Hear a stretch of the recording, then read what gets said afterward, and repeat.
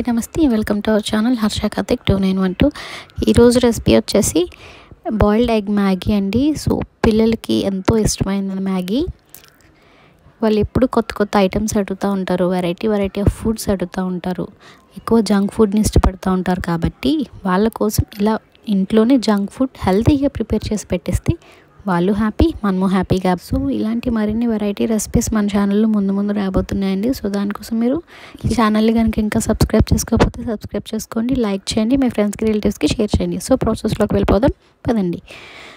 2 eggs తీసుకొని బాగా boil చేసుకొని దాన్ని స్లైసెస్ కింద కట్ చేసుకోవాలండి. సో స్టవ్ మీద ఒక ప్యాన్ పెట్టుకుని అందులో 2 tablespoons ఆయిల్ వేసుకొని మనం ఇందాక బాయిల్ చేసి కట్ చేసి పెట్టుకున్న ఎగ్ పీసెస్ ఉంటాయి, వాటిని అందులో వేసుకుని ఫ్రై చేసుకోవాలండి కొంచెం సేపు. సో అలా ఫ్రై చేసుకున్న తర్వాత ప్లేట్లోకి తీసేసుకోవాలండి. సో మరీ ఎక్కువ ఫ్రై అవ్వాల్సిన అవసరం లేదు, లైట్గా ఫ్రై అయితే సరిపోతుంది. సో తర్వాత అదే ప్యాన్లో ఇంకొక స్పూన్ ఆయిల్ వేసుకొని 2 eggs బీట్ చేసి వేసుకుంటున్నానండి. ఎగ్స్ వేసిన వెంటనే కలిపేయకుండా కొంచెం సేపు ఆగిన తర్వాత అప్పుడు కలుపుకోవాలండి. సో అప్పుడైతే పీసెస్ మనకి సెపరేట్గా వస్తాయి కొంచెం. సో అలా ఫ్రై చేసుకున్న తర్వాత అందులో 1/2 teaspoon పసుపు, 1/2 teaspoon కారం, 1/2 teaspoon సాల్ట్ వేసుకొని బాగా ఫ్రై చేసుకోవాలండి కొంచెం సేపు. అలా కొంచెం బాగా ఫ్రై అయిన తర్వాత ఆయిల్ పైకి తేలుతూ ఉంటుందండి. ఆ టైంలో మనం ప్లేట్లోకి తీసేసుకోవచ్చు.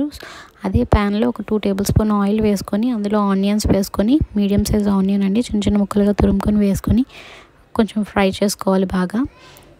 అవి ఫ్రై అయిపోయిన తర్వాత medium size carrot, medium size capsicum, ఒక మీడియం చిన్న ముక్క క్యాబేజ్ వేసుకొని బాగా కలుపుకోవాలండి.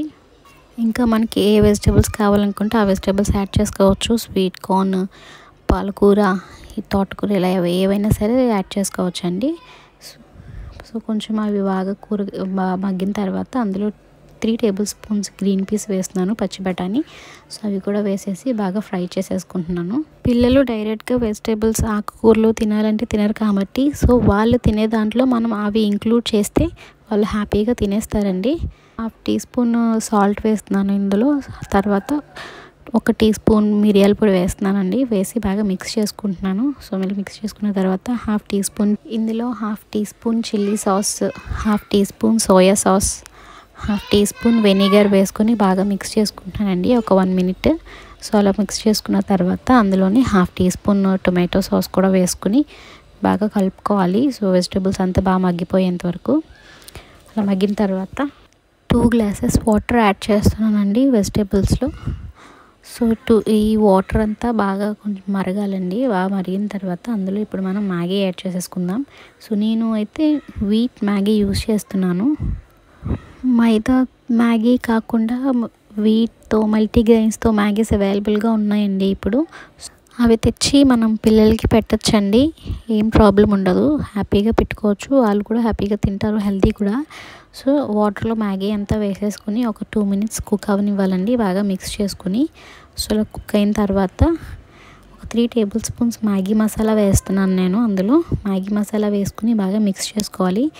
ఆ మసాలా అంతా మ్యాగీకి, వెజిటేబుల్స్కి అంతా బాగా పట్టేటట్టు కొంచెం సేపు ఉడకపెట్టుకోవాలండి.